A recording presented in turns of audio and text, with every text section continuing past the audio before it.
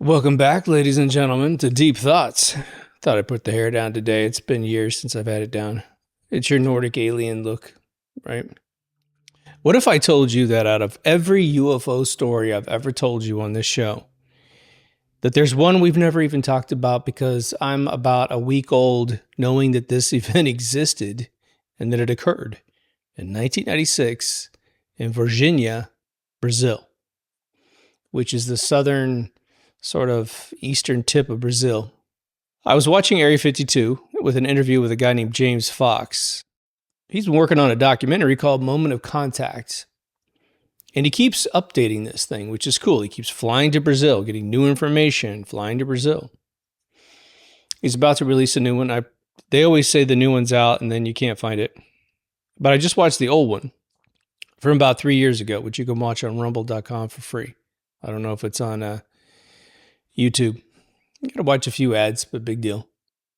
This is the most irrefutable moment where aliens were seen by human beings. This is the most incredible story you will ever hear, and it is corroborated by, I'm going to say, dozens and dozens and dozens of people, and it lasts days. We're going to basically, I'm going to take you through the testimony of individual that saw the ship crash. Actually, someone who saw it, husband and wife that saw it fly towards its crash, another guy that watched it crash, walked right up to the ship. One of the most advanced neurosurgeons in all of Brazil, who's, I believe, in his 70s at this point, who gives a point-blank testimony about walking in a room and having about 4 minutes with this being in a telepathic lock, but completely describes his body. And this is a genius. This is someone who, plays like Mozart. He's just an exceptional human being giving us his opinion. 3 young ladies who found one of the creatures. I hate calling them that. I even hate calling them aliens, but what can you do? Soldiers, police officers, all kinds of other very professional people. This thing goes on for days. It involves the Brazilian government, the Brazilian Secret Service. It involves Men in Black. It involves the U.S. military. This is the most corroborated thing I've ever heard. It makes everything pale in comparison. Stanton Friedman, God bless him, the physicist, ufologist who passed away a few years back, he had approached this guy named James Fox, who's the director. I'm always complaining about bad interviews and incomplete question sets, and you're sitting there staring at someone who has seen something tremendous or claims to have seen something tremendous, and, no one asks any hard questions. But James Fox is that guy. I'd never heard of this guy. This is his 3rd UFO documentary, and it's almost as if this one makes the other ones lay down and take a nap. I went out, just as full disclosure, about 2010, I had written an article online saying basically UFOs are all crap and they're just, military ways of intimidating your neighbors. Oh yeah, we have a UFO. Then I went off to research Roswell about 6 years later with the discipline. I only wanted 1st and 2nd degree eyewitnesses. So either the best friend of someone who was the 1st degree person or the 1st degree person. And consequently, the interviews were out there. Interviews with people you never heard of. The guy that ran the bridge game for Jesse Marcel while he was running off to recover. As far as they know, he just got called out. And then he comes to the bridge game with all the pieces and parts from the ship, both in a box and the back of his pickup, before he went off to his 12-year-old son to show him. This makes that pale in comparison. So it's 1996. It's January 20th. It's approximately about 1 a.m. at night. There's a couple, and I'm not going to try to say everybody's name. I will say a few names because I can say them, but otherwise I'm not butchering people's names. I suggest you go watch Moment of Contact, both the old one and when the new one comes out. I suggest watching the interview with James Fox on Area 52. The host's name is Chris. That's all I know. But this couple hears their animals, their cows, is what the wife said. She heard them making noise. And so she came outside. Her husband followed her. And they see this vehicle that pretty much everyone said it was like a small bus, sort of like the short bus that we all make fun of, right? But it's a round, tic-tac shaped vehicle. It looks like part of the side of the fuselage of this tic-tac shape towards the back has been ripped out and a bunch of white smoke is coming out and it's illuminating itself. So that's how they can see the smoke at night. Another guy named Carlos is driving to see some friends. It's late at night. He's making a night trip because it's easier.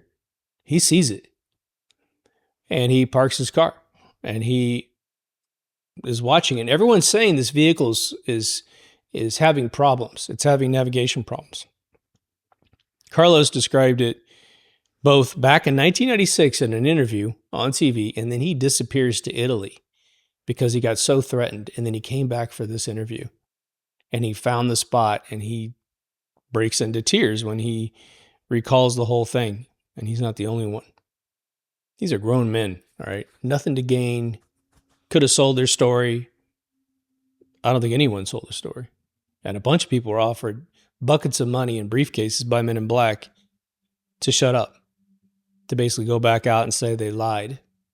And because Brazilian people are wonderful people, even in 1996, they were still kind of like Americans back in 47. You know, my government, screw you. It's a free country. I'm going to say what I want to say. Might be a little bit different today, so we're really lucky this happened in 96. But Carlos is watching this thing, and he says it was literally shaking like a washing machine that was out of balance, which is fascinating because we don't have vehicles that can shake like that. But if you had a gravity well system that's sputtering, it could be an issue. And this guy was a pilot. Carlos was a pilot. So he's looking at this thing going, oh my goodness. And, he's not quite sure what he's seeing because it's moving. He's trying to track the shape in his brain. His immediate deduction was this is some, aircraft that's being flown by their Brazilian Air Force or perhaps somebody else, but it's an aircraft. Just got to figure it out. And he says it turned to 180 and then crashed on this little embankment, which he was able to find. During the crash, the tip of it breaks off or maybe it's the back, I'm not sure. But the way he said it was the back was facing one direction. When it flipped around, it would have been the back was facing the other direction. But it crashes and the tip breaks off and all this big foil steel, kind of folds out on the ground. Well, his immediate thought was, well, there's probably people in there. So they're going to need help. I mean, this thing just crashed as much as it did just nosedive into the ground. They're having problems. There's a fire on board. So he rushes over. Most people in Brazil who saw the couple and Carlos initially who saw it said it looked like a submarine. That's the only thing they could describe, which I think is fairly accurate, right? Just pill-shaped, right? But the body of it's longer than a pill you put in your mouth, right? Again, very tic-tac-y. And again, I'm not convinced tic-tac is an alien craft. But this one was. This one really was, okay? But what's interesting is that he said he actually heard a hum. But the couple said they couldn't really hear anything because it was so far away that it wasn't, there. But they were trying to hear something. And there's a lot of people that are, when they hear one of these vehicles, they do all describe a hum and they don't all know each other, And again, some of these videos are way back when before the internet was doing any cross-pollination of theories, right? But he actually gets up to some metal, picks it up, crumples it, lets it go, and he goes, because he's expecting the metal to just be a piece of metal he can throw off to the side, get this stuff away. But he picks it up and it's like, whoa, this stuff is pliable, right? And then he threw it down and he watched it go back to the same shape. It wasn't to do a test. The Roswell people always said, they were just doing a test. They had a little piece in their hand. But it sounds like the Roswell pieces were teeny tiny and these were like, fairly sizable ones. But this is where it gets interesting, okay? Beings. The count is kind of up in the air, but at least 2 living beings leave this vehicle and they try to get shelter in the middle of the night. And one may have lived for a little while. They make it kind of sound like there's 2. one that probably perished in the crash. I mean, something went wrong before this thing crashes in the first place. I'm always assuming whatever created the tear in the vehicle, one of them's already out anyway. You just happened to find their body. It wasn't because of the crash. Now, Carlos said that really quickly, the military, the Brazilian military is on him. They point a gun in his face. And again, it's very similar to the mentality of Americans in 1947, where they all felt like they could tell off, there was no intelligence agencies at the time that anyone knew about. You're just a G-man. The FBI wasn't really as powerful as it was a decade later. So they have this opinion now. Look, you can't push me around. You can tell me, you can ask me to leave. It's all good, and I'll leave. But you don't need to put a gun on my face. And Carlos said some dude put a rifle on his face that was bigger than any rifle he'd ever seen in his life. I don't think Carlos was a military man, but I'm not sure. Told him to leave. By 8 a.m., and stuff is starting to happen almost simultaneously. So I'm going to tell you a ton of events, some that are in chronological order, and some that may have occurred sort of around the same time. But by 8 a.m., they call the fire department to assist in capturing what was officially called an animal. And the only disinformation that was ever attempted against this story was that they hatched a story that a zoo lost an animal. But they interviewed the firemen to get the story.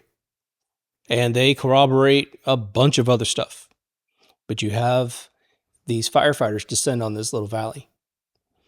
And because the aliens, two of them were separated, one wanders into town, into Virginia. But the one out in the woods is not doing so well. And so they net him. There was actually a reenactment on camera. They actually said after the netting occurred, they did use one of those sort of animal rope things. So you got the tube with the rope, the loop on the end where they just kind of choke you. Super unfortunate if that's the case, but they reenacted that on camera and even acted like idiots on camera, sticking out their tongue and making fun of what they were doing.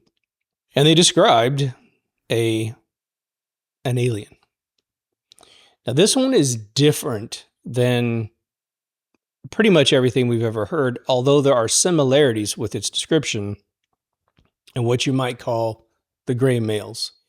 But they're about 4 feet tall, plus or minus 5 inches or something. Now, there's a couple discrepancies here that they think they have some explanations for at this point. But the eyes were 3 times bigger than our eyes. They weren't the teardrop eyes that you would find on a gray, but they were definitely taking up the entire eye cavity and generally had an eye shape. But you would have to take the eye shape when we look at our eyes penetrating our skull and push them out to the edge of the skull.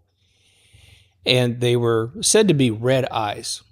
But everyone who didn't react to that sort of observation by one person or rumor, when you had the closest people that got to see it, especially the neural surgeon, this is a neurosurgeon. These are the best and brightest in the medical industry because they have to deliver, right? They have generally black eyes, but when the sun reflects through it, you get a bit of a red tint off of it. There was no glowing light, and it wasn't blood color. It was like a deep red sort of refraction off the lens. They have sort of the bulbous head with the tapered chin with a mouth that looks non-functional. I believe that they have illustrated, because there's a picture I'm going to show you in the video, they do have a nose, so it's different than the grays that just have these little apertures. But the one distinction about the skull is that and the neurosurgeon was the guy that kind of clarified what he was looking at. He's the one you can trust 100%. Some of the illustrations had 3 almost demon horn bumps across the forehead. Okay, that's not what they really were. They actually had 3 lumps that went back, almost like a mohawk down the middle as a bump, protruding maybe an inch, inch and a half, and it smoothly goes back into the skull. It's not a separate bone. It's not a separate strange thing. But then there's one off to the left side between what you'd say the ear and the top of the skull, and one off to the right side. So they have these 3 sort of sweeping bumps that go back, just these protruding reliefs that go back. Their bodies were described similar to other alien descriptions, where you have a sort of forearm that's nearly twice the size as the upper arm. Fingers were 3 large fingers, no thumb. The toes got described in 2 different ways.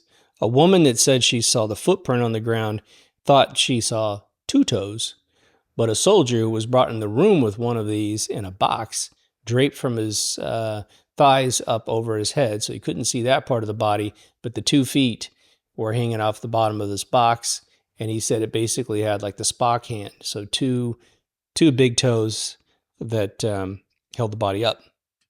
Now the skin was only seen after daytime had started, and this is Brazil, and this is a hot climate because it's wintertime, so the sun, due to the tilt of the earth, not the flat earth thing, it warms up the bottom part of the world. So they're in their summer sequence down there.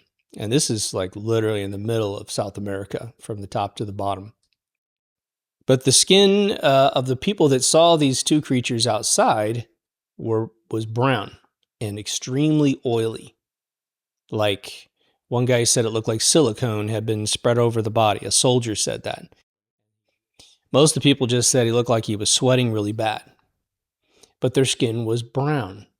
Like potentially, the theory was that it's fecal matter. The only problem with that theory is it's all over their body, if that were to be the case. I'm kind of getting ahead of the story, but one of the analysis of that was that they have pores on their bodies and that they excrete bilirubin out, like human waste, basically, out of their pores, and hence they're brown. If I was just, all I can be as a layman on this, obviously wasn't there, I would just simply say they are being burned by the sun. But by the time the neurosurgeon saw one of the 2, there's one that's going to be caught in town, and he spent several minutes with it, he goes, the skin was absolutely pale by the time he was inside. So it was almost like a chameleon squid reaction to potentially camouflage themselves. It's matching the soil. Or it's simply something that repairs itself quickly if it had to do with burning. No one has any stories, and there's chain of custody for these things accounted for on a level that we don't have anywhere else, right? No one talked about bathing the creature and cleaning him off and having that kind of stuff. Okay. So like I said, the firefighters are called at 8 a.m. to start rushing out to this location. They get there and observe the being around 10 a.m. It takes them 30 minutes to net the creature. And what they say is that, and there's 2 different groups. There's the 3 girls we're going to talk about that encounter one, and they didn't know it was there. And a sort of intelligence officer that grabs one and pulls it into a car, which is the one that the neurosurgeon's going to get a chance to look at. But when grabbed, everyone reported, and we're talking about firefighters, the 3 girls. By the time the neurosurgeon saw it, he wasn't making any noise, but it screamed like a baby. So it made sort of a high, whiny sort of cry noise. Now, what's interesting about that is that we're going to find out when we get to the neurosurgeon, the most credible person in the entire situation, which the latest cut of this movie that's coming out in 2026, if it's not out already, I think it is out right now, but it's not on anything I can watch on TV, so I had to watch it on Rumble. They have a full interview with the neurosurgeon who coughs up everything. It's just remarkable things. But the idea is that it's telepathic. It's an extremely telepathic being, as you're going to find out. So it doesn't really use its mouth to speak. So squealing like a baby. Well, it's easy to say that it's a feral creature that happens to build an interstellar spaceship, okay, or interdimensional spaceship. Probably not the case, right? They're probably not dropping off their zoo animals on our planet, right? Especially when they die or suffer greatly being in our environment. Imagine it trying to speak. And imagine it having this empathetic connection with human beings. Now, the firefighters aren't looking it in the eye. They're just like, get him, you know. So there's no connection established with anyone. But what if these creatures basically said, well, I can look inside their mind and find out what their young sound like.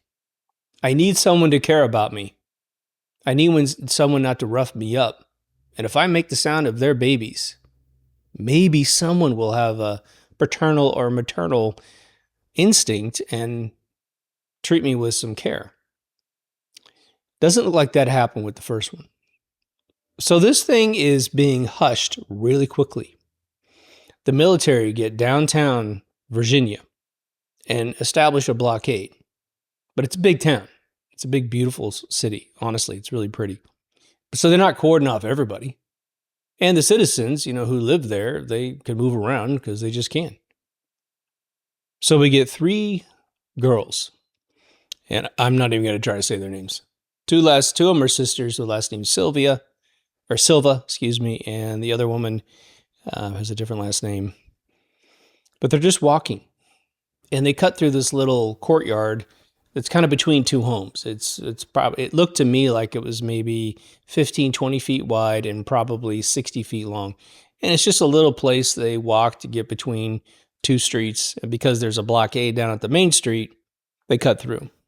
And that's when they get within, about 8 feet of one of the beings that stuck into town. And this is the one that's brought to the neurosurgeon later that night.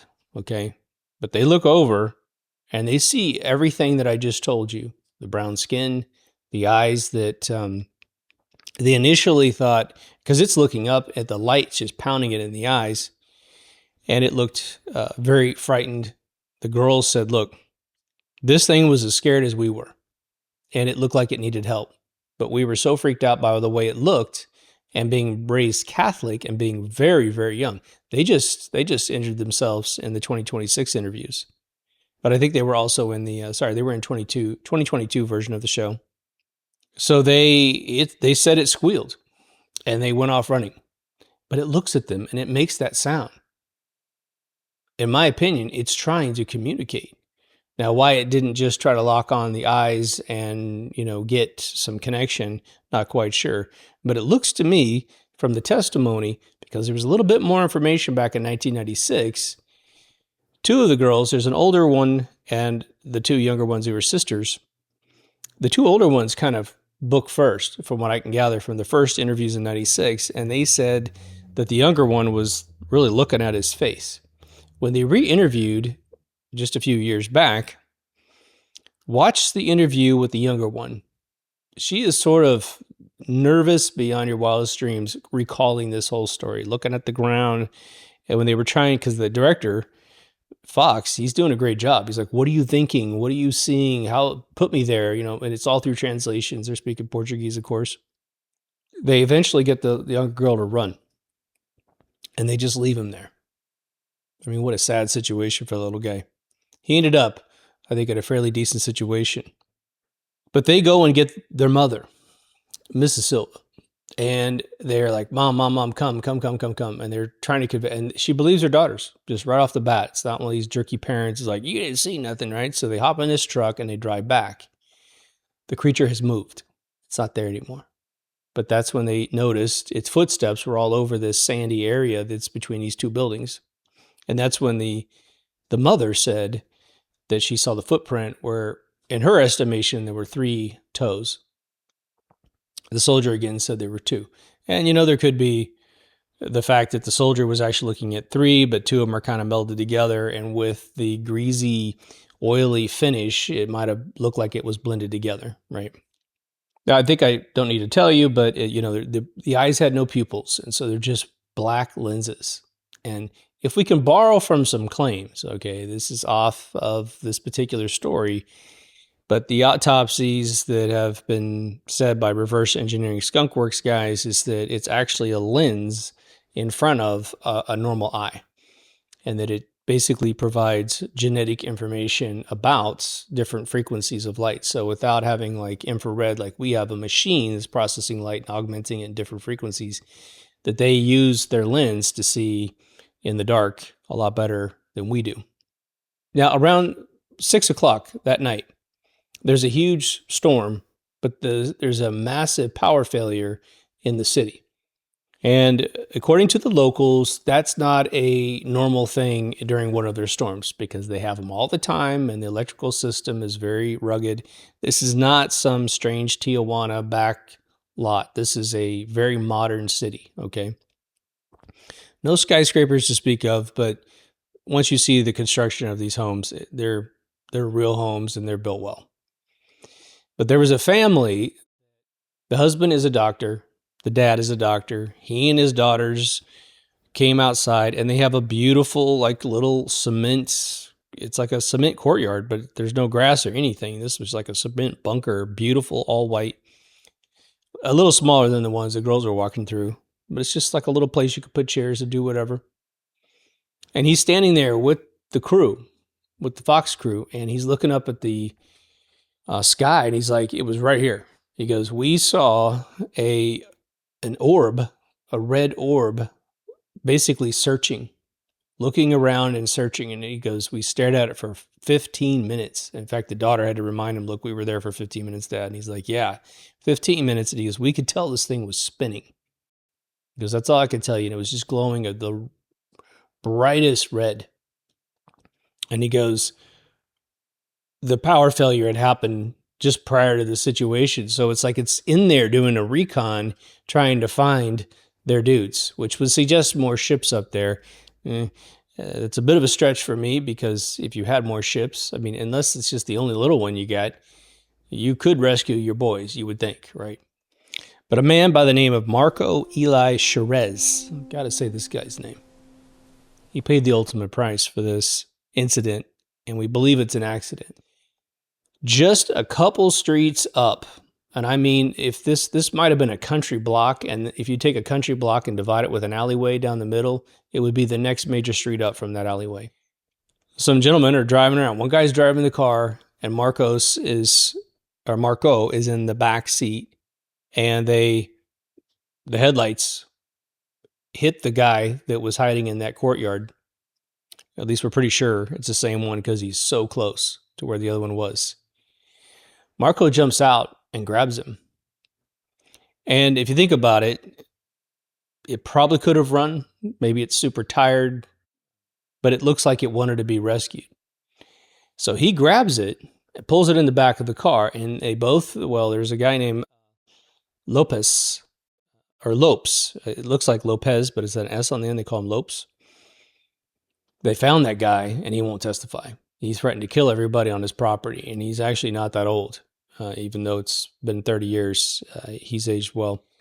So Marco's got him in the back of the car, and they talk about that squealing. But he also said, before he died, that the being, kind of warmed up to him, kind of like tucked into him, like, thank you so much, like it's saying, save me, or something. Now, I'm going to take you down Marco's chain of events instead of stringing you along, okay? Marco delivers this being to a hospital nearby where you get two doctors, you get a chance to actually interact with it. One died in 2018 before he could be filmed, as far as I understand. And we'll get to the neurosurgeon in a little bit here. But Marco gets sick pretty much right after he interacts with this creature. He does what any guy does. He tries to fight it off. He thinks he's got a little bit of a cold. And it gets worse and worse and worse. Now, I've heard varying amounts of time that he spent sick before he goes into the hospital. But it gets so bad that he basically checks into a hospital. And his wife, he's 23 years old, people. His wife said, hospitals were not his first, line of defense. He tries to tough it out. Of course, he's young. He is dead the next day by 11 a.m. The doctors that worked on him said he was absolutely infested with a bacteria that after they threw every antibiotic at this guy, I think it was what's described as 70 years of antibiotics, nothing could stop this. And it was causing massive inflammation in all of his organs because the bacteria got into his blood supply, got into the organs and through the blood supply. And of course, the body's trying to extrapolate this through swelling up and grabbing it with antibodies and trying to get it out of there, but he just can't do it. And he dies. An autopsy of Marco's body is going to be in the most recent version released this year. So if you watch the Rumble one, you're not going to get the full story on it. Area 52 covers it extremely well with James in the room. But they kept this autopsy report shrouded. They modified it and deleted a bunch of stuff and eventually released that one years later. And then eventually, through just pounding and pounding resources that had a copy of it, they got a copy of the real one. He got scratched. So when he was grabbing the alien, it scratched him under his right armpit. And they said that's where there was a tremendous amount of inflammation. And they think it was potentially some bacteria under the fingernail, which happens with all of us. We're just used to each other's bacteria, which is why if someone scratches you, it's just a scratch and you're okay. If you weren't familiar with their bacteria, you would definitely get infected. So young Marco paid the ultimate price. So Marco's catching this thing about 8 o'clock. And the hospital transfer, for some reason, is said to be around 2 a.m. Now we're in January 21st. Now there is 2 hospital threads going on here. The one that they captured in the morning, it seemed to have passed away. Or it was transferred to a different location, but a deceased version of one of the aliens was taken to a hospital and pushed into the radiology department. This is not the one that's caught by Marco, because that one's alive. The military brings in a body bag to a radiology department. Says, we got to get x-rays of this thing, stat. They put the closed bag on a radiology table and x-ray it through the bag, which is odd. Hopefully it's got a plastic zipper, right? Otherwise it's going to be a real loud imprint on the x-ray. After the radiologist exposes this body through the bag, the military says, okay, give us the negatives. You don't get to look at it. Bye. And they take off.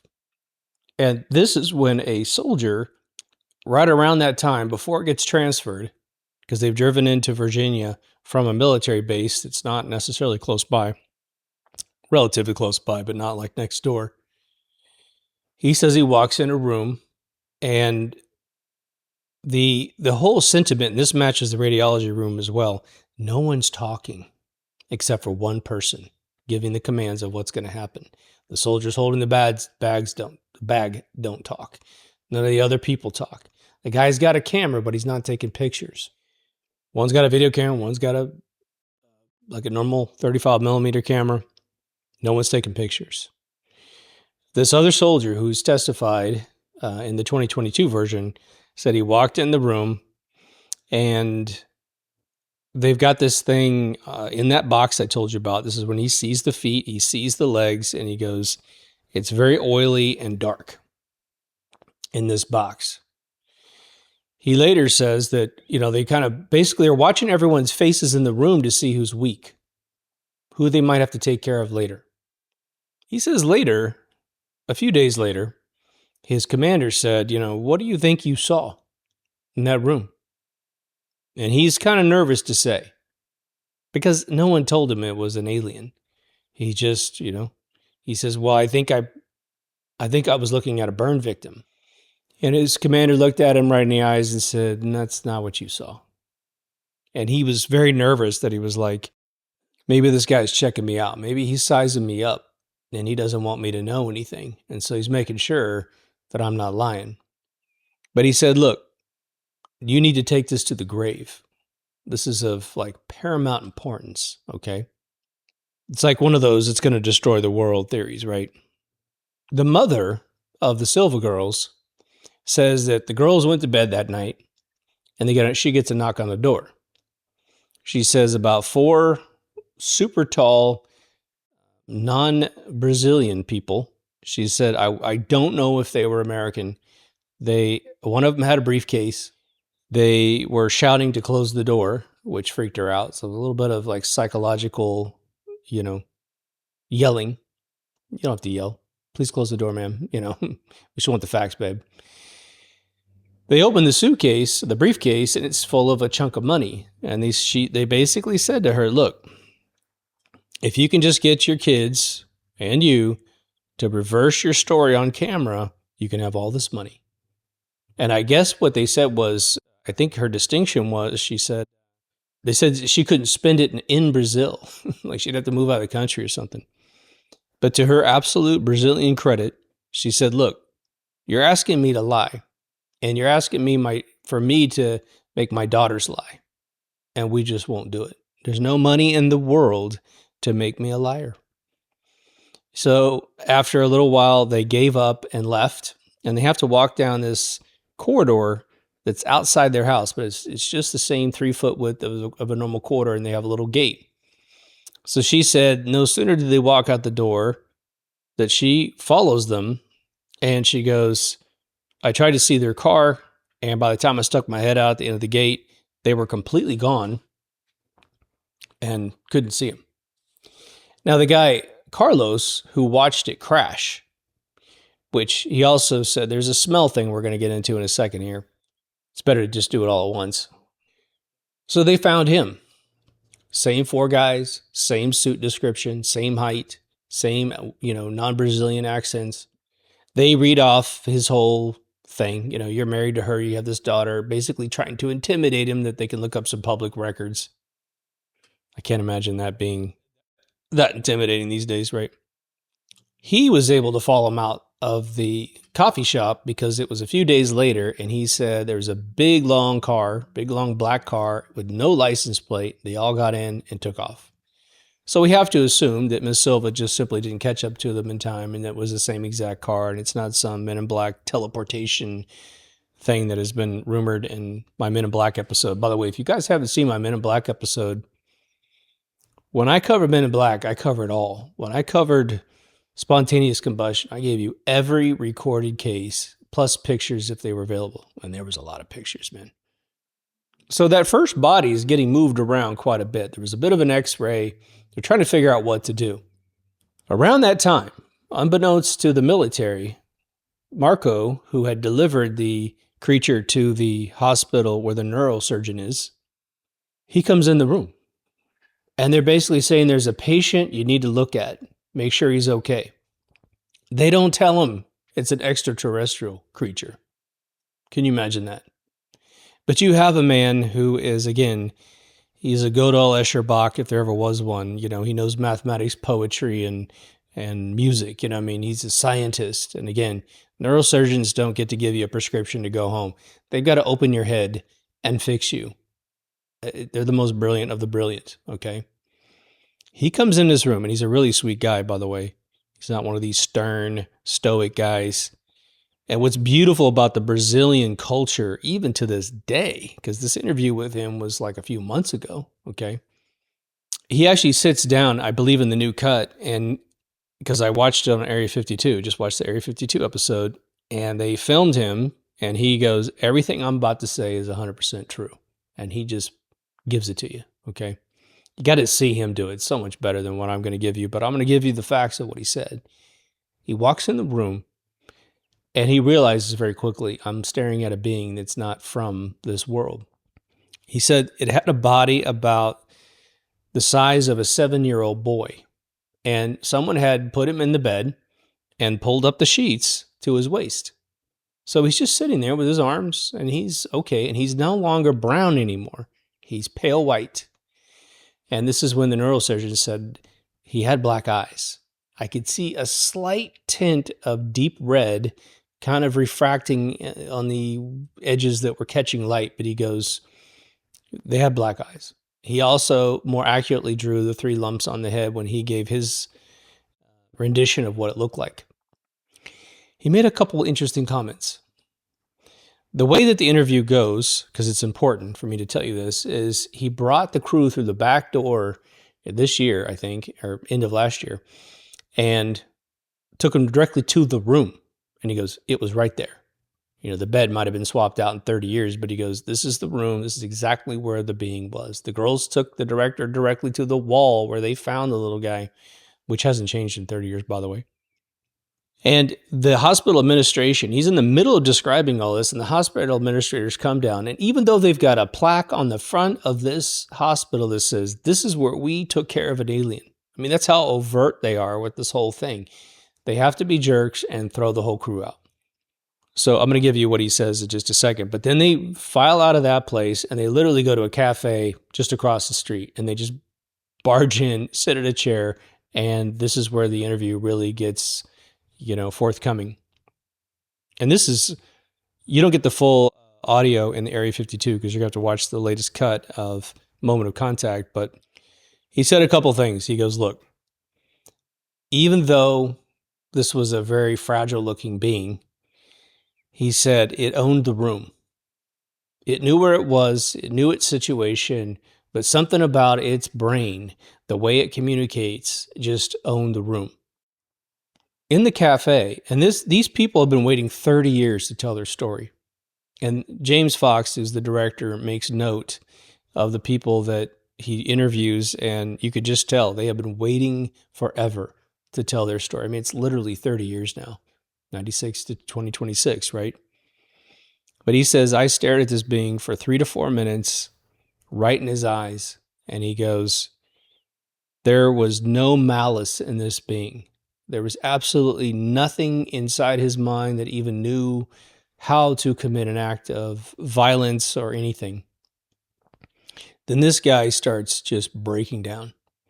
Now, you remember what the girls said. The girls said, we were raised Catholic, so when we see the brown version of him with all the sunlight making his eyes look very red and it's squealing like a baby, one of the girls said, maybe I was looking at a demon. She goes, I just had to run because there was no adult there to tell me, wait, maybe you need some help, right? So this neurosurgeon basically breaks down and says, he goes, this was an angel. He goes, as close to an angel's feelings as anyone could get. He goes, that's what I got when I was staring in his eyes. And then he says this magic phrase. He goes, we could learn a lot looking into his eyes. And the gist of what I got from his statement was, if every human could just look into these eyes, they could see paradise in terms of how to treat each other on this planet, because it had no malice. Now, let's rewind a little bit. Brazilian government tracks this vehicle landing.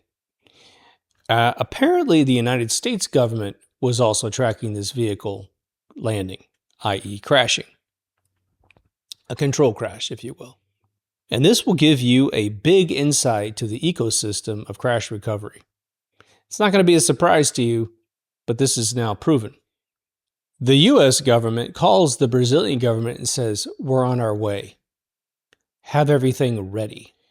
A cargo jet starts to show up, air traffic control, with no friend or foe indicator, meaning it has no authority to land whatsoever. They call to it. It identifies itself as USAF, United States Air Force. It's asking for permission to land. No permission you can't just land a foreign plane in a country, even during peace times. They get the big no, you can't do it. And one of the top brass from the Brazilian government made it up into that air traffic control tower and said, let him land. Wherever he wants to land, let him land. It looked like he was coming for the Varginha airport, but the second he gets the approval, the plane, it turns and it goes to a military base in Brazil. They are coming to pick up everything. And the Brazilian government, thinking that they really don't have the facilities to take a look at an alien, to probably do crash recovery, complies at the highest level. And again, you've got death threats constantly. Anyone who saw anything gets the big, gun in the face, yelling and screaming. And you sort of have the Brazilian equivalent of a deuce and a half, one of those big trucks with all the soldiers on the back, in the back with the canopy over it. You've seen them for 80 years of war movies. These things are deployed all over Virginia. They're trying to figure out, well, who saw what and what do we got to clean up to get this thing, worked out. There is even with the soldiers that were willing to talk, and we're talking chief of police confirming all this stuff, even the mayor of Virginia, who didn't see anything, said, look, I've been here the whole time. And he said, look, there's just way too many people who saw this particular incident. And they've had dozens of incidents that were recorded on video. If you watch Moment of Contact, they open the movie, and I won't try to recreate it for you because there's got to be some value in seeing this, and James Fox and team deserve some coin. They recap about 60 years of sightings in Brazil. And I will tell you right now, the quality of the photographs and movies that you'll see in this opening segment is quite stunning. And they even have one in 1998, filmed by a little kid and his dad.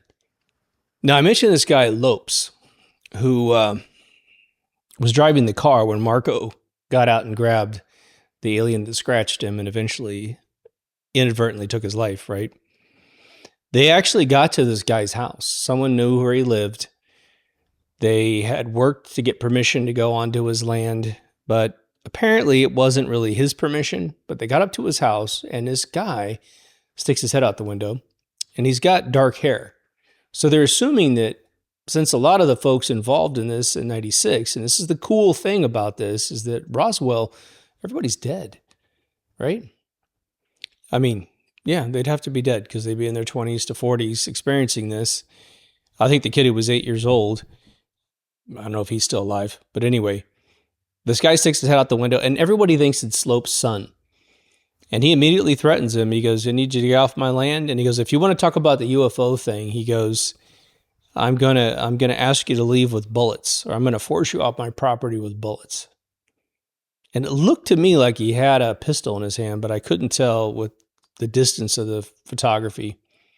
It may not have been a pistol because I think James Fox was looking right at him and did not get the sense. He was waiting for translation. And I think that the translators were trying to soften what the guy was saying for at least a few intervals. And then eventually this very professional guy, I think it was a doctor as well, eventually looked at James and goes, he's not going to talk. We got to get out of here. Like, he's getting agitated and he's threatening our lives. And James is like, what? Really? Oh my God. So they hop in the car and take off. But the idea that Lopes would not talk on camera and was threatening their life to get off his property is 100% proof. And there's another one of those. Remember the plane that's coming in. So James Fox, about 5 or 6 years ago, puts in a FOIA request. I would like to know if any military aircraft landed in Virginia or that other base the night of this incident, which I think would have been potentially on the 20th, the night of the 20th, 21st at the most. It takes forever to get back a response from his FOIA request. Who replies to the FOIA request? Now, who would you think would reply to such a thing? Probably Air Force, maybe the FAA, I don't know, something like that. Nope. It was the Central Intelligence Agency that sent him a reply, quoted a statute from 1949 of protecting, and if you look at the whole Roswell crash, the formation of that institution in 47, and it was renamed eventually to Central Intelligence Agency. They reply to him and say, for national security reasons, we can't answer your question. You can't have the FOIA request. Oh, well, thanks for telling us that you did actually send a plane down there, because if you didn't, this wouldn't be an issue, and you would say, no, nothing went. But if you send that, you're basically saying yes, right? So he's on the Area 52, and sometimes I'm impressed with what that guy says.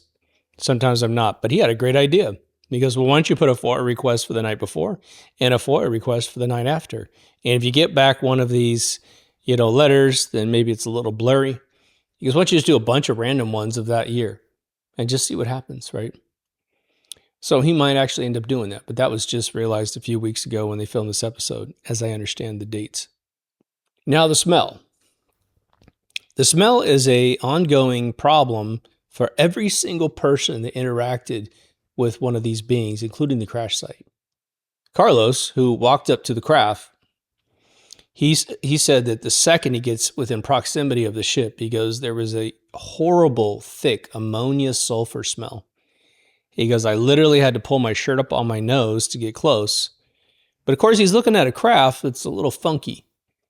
Now, what this cloud really is not involved, obviously, with the propulsion system. We don't have ammonia or anti-gravity systems.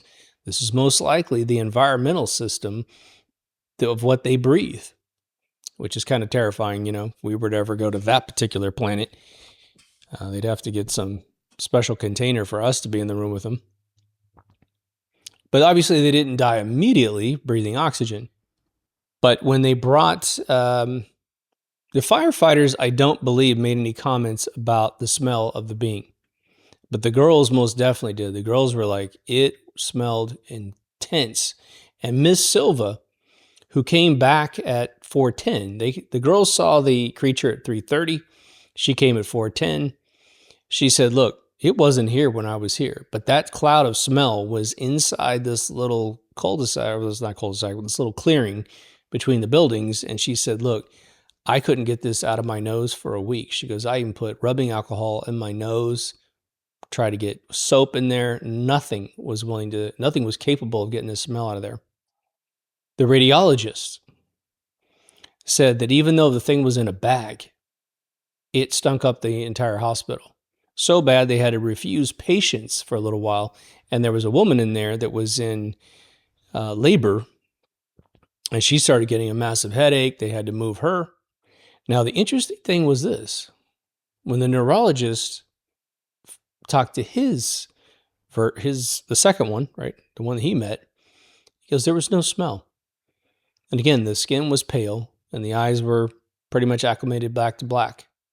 So it was as if it was something that had to do with being outside and the temperatures, and that once brought inside, the sliminess went away, because the neurosurgeon said he didn't say anything about seeing it being all slimy. So it's as if their body starts decaying when it's hit by our version of the sun, probably our version of our atmosphere. I don't know, but there's still atmosphere in the hospital, so probably not oxygen. Not sure what the case was. Frequency of direct sunlight, etc., etc. And the neurosurgeon's name is Cicero Furtado.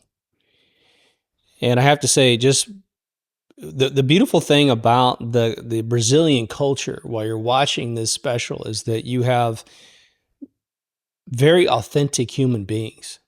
The body language is wonderful. It's just genuine. You don't get sort of this... you got all these former intelligence guys that are all over the Disclosure Project by Dr. Stephen Greer.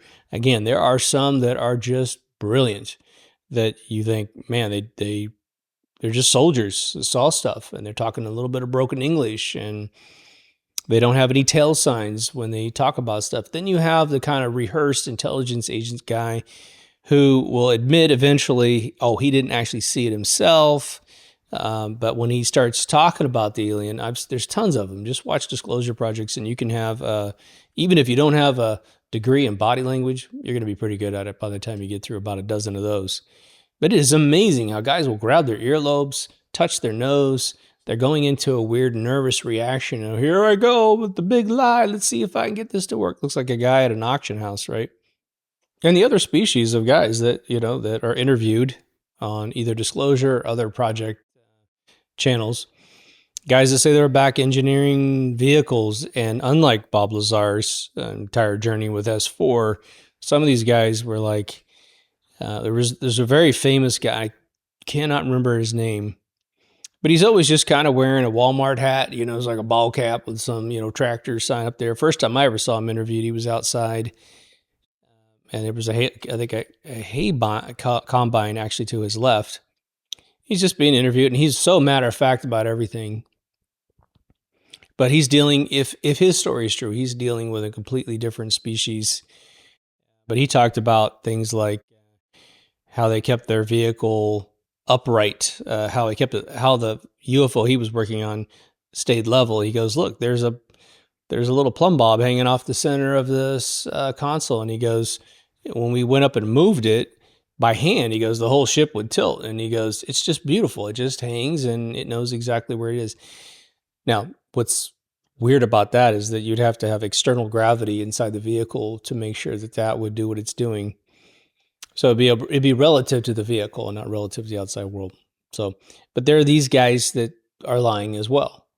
And so when you see this, you'll find an extremely authentic group of people, and you're going to get to see Carlos's interview in 1996, standing out there, pointing, talking about the entire landing. And then 30 years later, he recalls it all. He finally finds a spot. It's a really tough spot to find because it was by a road, and there's all kinds of different agricultural movement of soil, and the grass was different.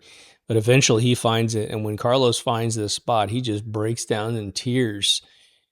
And he hadn't been back, I guess, since the interview the next day or so.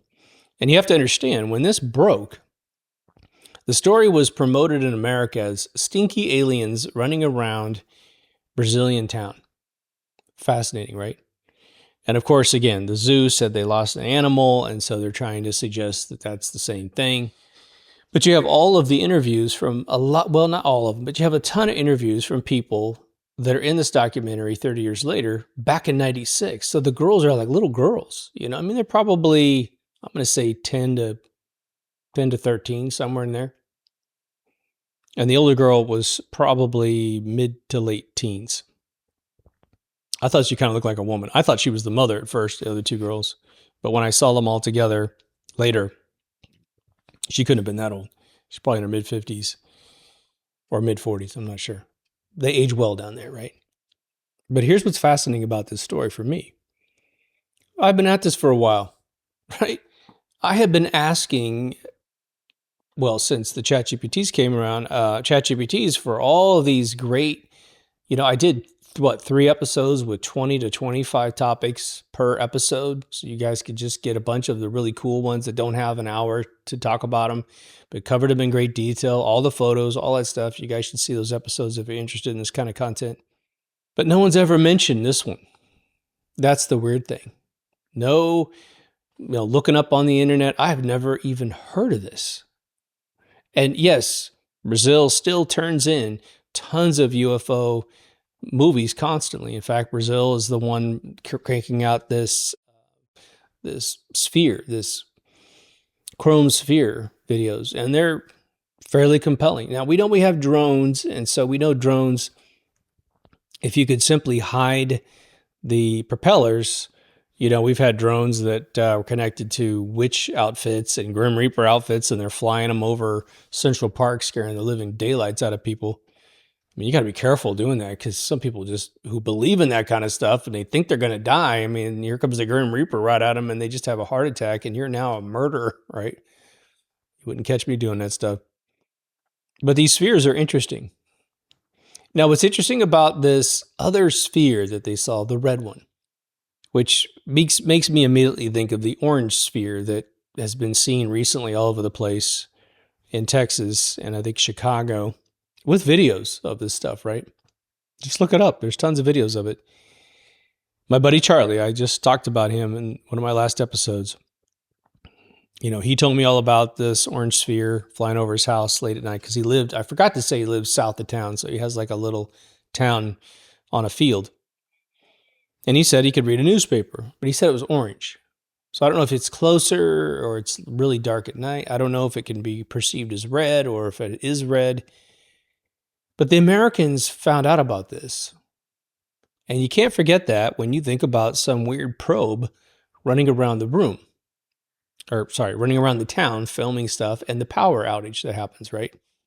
Now, would it be impossible for this alien, if they're a part of some space mission, which we have to assume they're on some mission, right? Whether they're observing or whatever they're doing, they had a ship, had a massive problem. I mean, they could just be trying to fly past our planet and they had a problem, and they're just going to go, okay, we got a little book on Earth. This is a fairly lightly populated area, but it's got some resources in case you need them. Why don't you just try to, and the ship's not performing properly, so you might just have to get there, because if this was a recon mission from their folks, then you would, it begs the question, there'd be more vehicles coming out of some mothership or something, or however the hell they travel.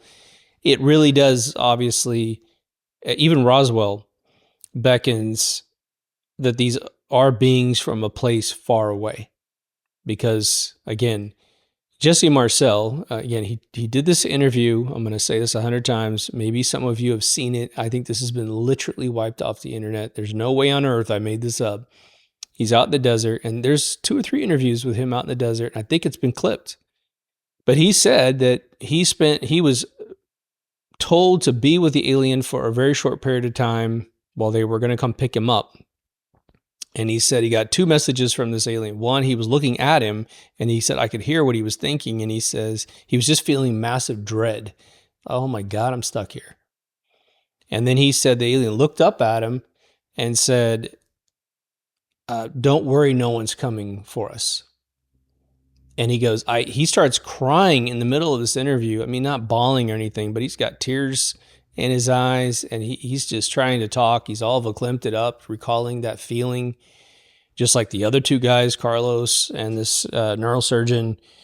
I mean, these guys were imprinted by something that supposedly didn't happen, right?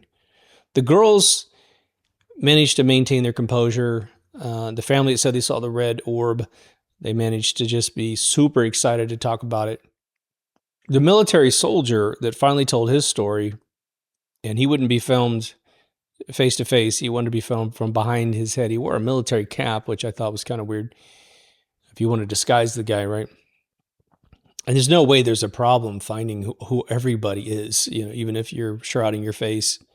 I think the Lopes guy probably did the most intelligent thing. If there's still a threat out there, he just said, get off my property or I'll shoot you, Hopefully he comes out, because he could corroborate everything else that's going on. But the soldier, he's speaking in Portuguese, and he's got his voice lowered. They got a little machine on him. For my money, just interpreting what I think I'm hearing in this garbled Portuguese that's been lowered, right? He sounds to me like he's almost sobbing a couple times. And he was, the thing is, everybody's brilliant. I mean, everybody who's speaking is very articulate. They're giving out details that you want to hear as opposed to all the other ones. Roswell's fantastic too, but there's only a few people that saw things occur. I wanted to mention something that fascinated me that came together with Roswell. And again, if you've never heard these stories, let me just drop it on you. So when the craft crashed in Roswell, there was a fighter pilot that I believe died a couple weeks earlier. And so that was in the news. And then this archaeologist is watching the storm. He and his students are, I think, much further south of the crash location, but they were looking up in the sky, just watching the storm, because it's screwing with their entire game. There was a storm going to screw up what we're going to go look for. And they saw the craft come out of the sky and hit the ground. But the first group of people that was said to find the ship, as witnessed by an 8-year-old child. 8-year-old, I don't know about you, but about 7 years old, I remember all the years just like I do today, key events of every year, birthdays, and then going to school at that particular grade, hanging out with friends and grandma. I remember all that stuff, right? So I don't have any problem with an 8-year-old recalling this, but he sat down in his 40s and gave an interview, and what he said was he, his father, his uncle, and his cousin all were just in the area. I forgot what they were looking for, but they found the ship. And they go, it's slanted in the ground. One side's blown out. And he goes, there's a gray tending to 2 of his buddies. One was completely charred, gone, and the other one was dying. And he had them on silver mats, which is congruent with what they wear, right? And so he said that he didn't realize this was a living being. And he goes, I walked over, because he sat down on his mat. The one that's good is sits down on his mat. He's in an L formation, sitting down, looking at them. And they're all trying to speak different languages to him, but they don't know that many. It's a ridiculous idea. The kid sits down and puts his hand on the left thigh of the gray, and it jumped. And that's when he realized, oh my God, he goes, I thought this thing was a toy. I don't know why I thought it was a toy. It just was nothing I could process in my mind. He goes, I jumped up, ran behind my father, grabbed his leg, and kept looking at the alien as they keep trying to talk to him. No sooner does that happen than this archaeologist shows up with his students, which you can go look up his name. He does the same thing. He speaks about 7 different languages, so he's talking to the alien and nothing's working out. And then a Jeep arrives. It has a redheaded guy and a black dude. And they show up to the crash site. totally solo. He says the redhead guy came out, and this is an 8-year-old kid, and he goes, he starts cussing at all of us really bad. And he goes, I'm 8 years old. It's 1947. We don't talk like that. So it's just imprinted in my mind. It's a traumatic event that this soldier created for this 8-year-old kid. But he said that the black dude was actually fairly cool. Now, I just recently rewatched Glenn Dennis, who's the mortician in town, who has a contract with the Air Force in case a fighter pilot goes down. He takes care of the bodies, right? He's the guy they called and said, do you have any children caskets? And he goes, we need 2. And he goes, I only got 1. So they sent one over to get the casket and went back to the base. So then he goes to the base, okay? There's one little fact I had wrong about his meeting with this woman, but it was just a location from a diner to an officer's club. They met at the officer's club, not at a diner. He says he comes in the hallway and his friend, this female, which I actually think now they might have had a slight romantic connection, or at least he wanted a romantic connection to exist. After I rewatched, I was like, he likes this girl, you know. But she comes through and says, what the hell are you doing here? And she's going to the ladies' room. I've heard it told that she actually threw up in a trash can. Nope, she was going to the ladies' room to take care of that business. But she says, you got to get out of here, man. I'll talk to you later. You know, and he's like, is everything okay? And he's like, she says, I'll tell you later. But then he says, okay, 8-year-old kid, and these dudes were interviewed separately, okay? The 8-year-old does not have a chance to listen to Glenn Dennis's interview because it's happening either on the same day or the same week by some MUFON group, right? You can go look these up. Glenn Dennis says these 2 soldiers walked up to me. One had red hair and the other was a black gentleman. And he goes, the redhead guy starts cussing me out and starts talking about killing me. In so many words. You go watch the interview, you'll see. But then the redhead guy turns to his buddy and goes, you know, what do you think we should do? You know, and the other guy said, well, we can make him dog food. You know, he'd be better to be dog food, you know. Just some, you know, I'm going with this thing. You're nuts. You're a redhead guy. You're nuts. You're just yelling and stuff. And so he's trying to keep with the program, right? And Glenn, who was extremely established in Roswell, he made some put back like, he's a bruiser, dude. This Glenn guy is no wimp, man. He was like, he said something back to him like, you know, I could do worse to you. Like, get out of my face, right? And he walks out, right? And he eventually meets with her at the officers club, and that's when she's passing a drawing over to him. So I want to throw that out there because that's an interesting corroboration of what the 8-year-old kid said, because it's just so easy and to dismiss him. But the archaeologist guy, apparently, I looked him up using AI and just got his story, and he was pretty vocal for quite a while. This thing was real. Now, I want to pose something to you, because the Silva mom, excuse me. I got a friend named Silva too. I'm butchering the last name here. She said that when these black suit guys the men in black dudes were in the room with her, that one of the things they were trying to stress with her is that if this gets out, it's going to destroy society, which is the most pathetic, stupid story they've ever started, ever. Okay. Think about what's going on here. Unlike Roswell, where you do have a bunch of people who saw this thing, Jesse Marcel, for one, saw the whole thing. He went on to live a normal life. He didn't commit suicide. He kept paying his bills. This situation in Varginha, Brazil, it has dozens of people who have some contribution to this event. Unlike the sort of rescue teams that we've heard from various witnesses in the United States military, where they are absolutely assigned to do this, they're conditioned and profiled and tested and whatever, the Brazilian military was not ready for this. The people were not ready for this. 3 young girls see the creature, and one of them said, look, I'm a Catholic. I thought I was looking at a demon. They're all okay. The neurosurgeon, by the way, has been fired 2 or 3 times for speaking out. Like, once he speaks out, they fire him for a little while. And he's like, whatever. I'll laugh all the way to my big mansion, right? But they always hire him back because he's that good. They can't operate without him, literally, right? So one of the subtextual things we can learn from this incident is that a very innocent group of people, 1996 Brazil, and the 30 years that have transpired since, they're all fine. They're traumatized by the event, but they're not killing themselves. They're not acting crazy. If anything, the only part that was disturbing was their own government threatening them illegally, right? Threatening to kill them, which is not a part of the charter of any military, right?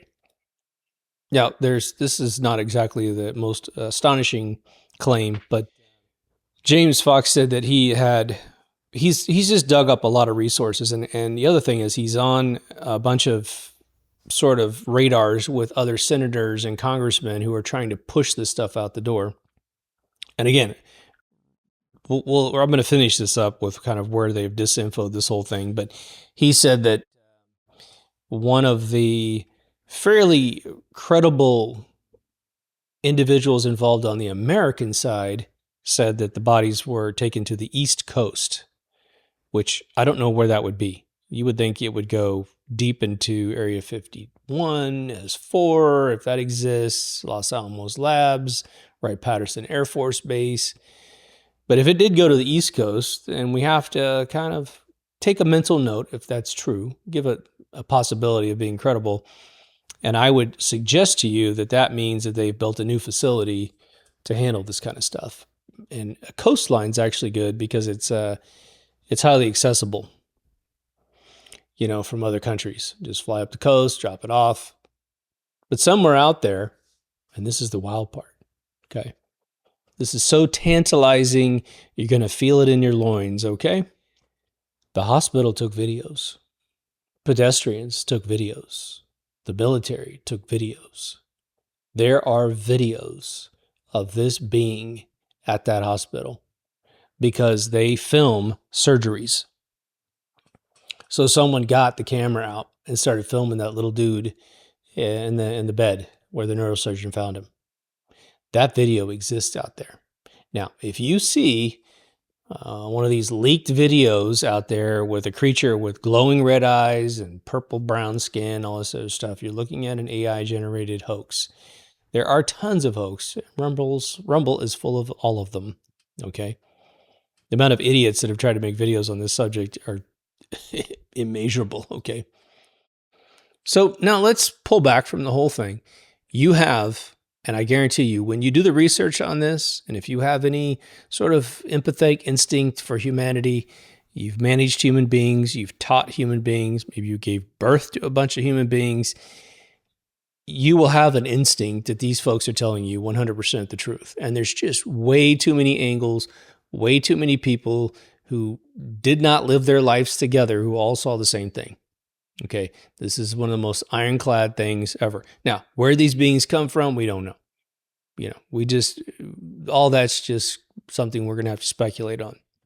Now, I've talked about this whole thing. I just released a video on the Patreon account, which is, it's free. So you don't have to pay anything whatsoever. Just go up there and listen to that particular episode. I get into a lot of current events. For those of you who really want me to get into current events, there you go. Go to Patreon. It's an audio-only download. It's free. You don't have to do anything. All the Patreon's free. If you want to give money, that's totally up to you. Okay. But there is a huge thrust out there for making any alien a demon.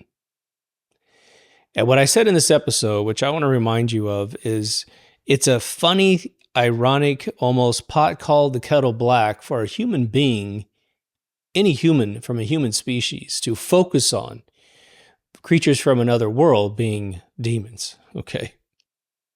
One, that's a Christian motif, that not all religions have devils and not all religions have demons.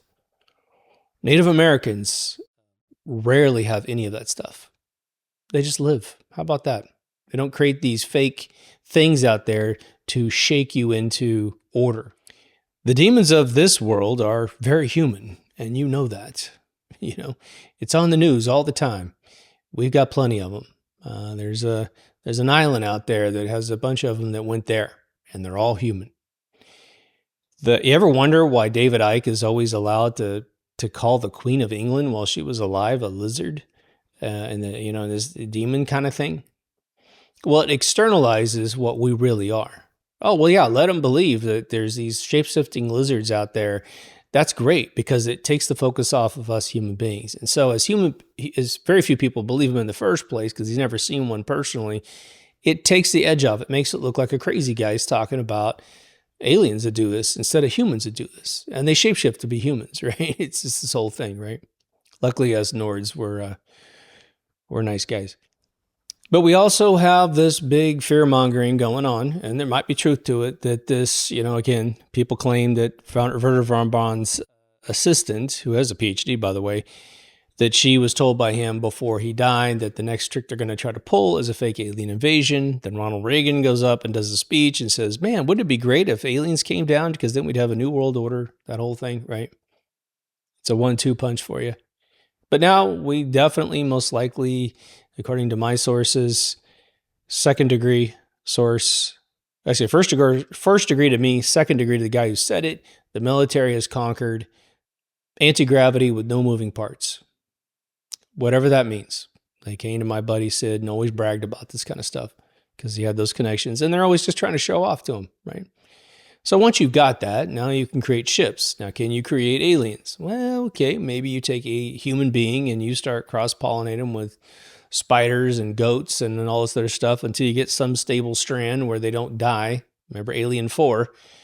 That was a great education in what happens when you try to mutate a being. You might get it to live for a little while, but as the proteins and genes start to argue, it dies, right? So you could take a bunch of hybrid, one hybrid species and raise it in some underground facility. And as they're born, you just keep telling them that they're from another planet and they're the children of the original descendants. You could teach them a foreign language and then put them on a ship that you made and have it land in Times Square. And they get out and they're click, clack, whatever. And then, of course, you think you've seen an alien. And if you talk to them, but one thing they won't have, is what these beings apparently had in Brazil, which is the telepathic capability. Now, I made an Aztec episode, which I'm going to redo because apparently there's a lot more information about it. And I missed it. And so I'm trying to find the thread in the sweater about that, which has all the other information where people believe that that particular problem, that particular sighting and crash and all that stuff also had very convincing evidence, but all the aliens were supposedly dead. So there's a lot less you can do with that. This 96 one's incredible. And comparing it to bad crash sites or bad hoax stories or something like that just does an injustice to the ones that are actually fairly amazing. But at the end of that episode, I shared a whole new batch of experiences that I have, I guess, remembered. It's the weirdest thing. It's the most highly detailed thing I've ever not remembered personally experiencing while I was awake. And then I got this huge bunch of detail. But I will tell you something about what I experienced. I'm going to redo the whole thing. I got 3D models that'll help you see what I saw. It's going to take me a little while. I'm just kind of going at a snail's pace because I want to get it right. Modeling the aliens is the toughest part. But there's a thing that the grays do, okay? And this is something that can't be fabricated. It's very similar to what the neurosurgeon said he experienced in this room. And what I experienced was this. There's a point in my experience, okay, where I meet a whole bunch of these. What the Area 52 guy, he blurted out a phrase called the Blue Boys. After I made that episode, he goes, I don't know what that means, and he's speculating all this other weird stuff. And I thought, oh my God, Blue Boys, the grays that are the bulbous head short ones that are like 3 feet or less, they have a hue of blue on them. Like, it's not like they're blue, but it's like if sunlight hits them, and I was in a very sunny day outside with these dudes, which I never ever dream sunny days. It's a weird thing. It's always a muted dusk or something. I never, ever, ever dream full sunlight and all this other stuff. But anyway, when they want to say, well, let me reverse it. If I want to tell you I like you, or I think something you did was cool, I got to what? I got to make words, and I got to say it to you. And I'm looking at you, trying to figure out how young are you, how old are you, what should I say that will really connect with you, right? And then you have to metabolize what I say and associate it with previous experiences where that same kind of thing happened to you. And then you batch up a bunch of chemicals in your brain and it dumps and you're like, oh, he seems like he's being very appreciative of what I do or who I am or whatever. But all that comes from back experiences that echo this pattern of chemicals in your brain to make you think I've said something that made you feel good, right? The one thing I don't think they can hybrid, okay, is what these grays do. They project their feelings into you as an emotion. So imagine I want to tell you I like you, but I don't talk. My mouth is atrophied. I don't use it anymore. So what I do is I look at you and I send it straight at you. And I send that feeling that I have for you at you. I like you. I maybe even love you or whatever. It's some weird mezzanine between that, right? I send it at you and suddenly you have this gestalt of what was in my brain, in your brain, and all the chemical dumps or whatever, it affects your entire body. I'm just going to tell you that right now. You just feel euphoric on a level. And when I heard the testimony of this neurosurgeon described just recently, I saw this like 3 days ago, he's crying. I mean, he's crying. He's like, this was an angel. This is a being that has no ill-fated stuff to me. Now, he was seeing it in the context of a surprise. You know, he didn't expect to see this being. I was already there. I had already gone through this other chain of events, experiences. So I was like, well, you look different than the other dudes, but you're just like younger versions of the other ones, right? So I was totally ready, if you could say that, to meet these guys and have them touched me all over, and I was having this crazy experience, and it was just so lucid. It's the most bizarre thing to repeat to another human being. But I'm telling you that so that you understand that if this fake invasion thing happens and they've convinced you that they're demons, right? Because all these dudes are coming out of woodworks, guys who have been talking about this for 20, 30 years, right? Are suddenly changing their script. Like someone came up and went tap, tap, tap. We'll get that book published if you can add this little chapter to it. And we'll get you on all the shows. You're going to be on Joe Rogan. Another guy that tells the truth all the time, he's never going to see those shows. We'll make you famous, bro, because that's what it's all about, right? Charging money for your story and getting famous, right? I've seen fame destroy people. Go see my episode on fame, and you'll see what I think about that crap. All the people that I ever hang out with Hollywood, they're all my mentors. Man, they don't care about any of that crap. They don't even show up at their own, reunions. It's crazy. Sometimes it's sad, but they just don't care, because they know what it does to you. But they've all changed their narrative. Fear, fear, fear. Well, why would that be, right? Why would that be? Well, maybe it's because they plan on just showing you the craft in the sky, the aliens on TV, the craft in the sky. You'll really see that one. And then if they start dropping bombs or blowing stuff up or whatever, or some other clever thing, using was it Starlink to zap all of our hearts and just blame it on aliens, right? It'll just be a weird story that the Hunger Game kids will talk about. It keeps you from being angry at who? That stuff happens, and they convince you to take your Christian Bible and apply it to aliens, right? Because that's where the devil comes from, right? The devil's this being we need to worry about, but he's been made by God. It's like if he was made by God and he existed, we ain't got nothing to worry about, man. He's just a kid of dad, and dad's going to wipe the kid off the map if he gets a little crazy with his creations, right? If you're going to go down that route, might as well go down it, right? But I guarantee you, no alien believes in Moses, Noah, Christ. They don't believe any of that stuff, right? So they don't have any of this, nefarious will towards us. I think anybody who's graduated maybe like, 5th grade math can do an equation that basically says these beings have potentially been here for a long time. They obviously have technology we don't have. And if they wanted to be mean, we would know it centuries ago. All these abductees that say all this stuff happens. Well, show me your missing finger, right?